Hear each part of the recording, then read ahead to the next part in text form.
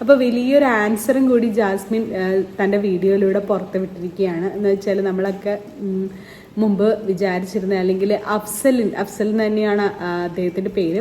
ഇപ്പോൾ ആള് കുറേ പ്രൂഫ്സും കുറേ ചാറ്റ്സും കുറേ വീഡിയോ ചാറ്റ്സൊക്കെ ആയിട്ട് വന്നിട്ടുണ്ടായിരുന്നു കുറച്ച് നാൾ മുമ്പ്.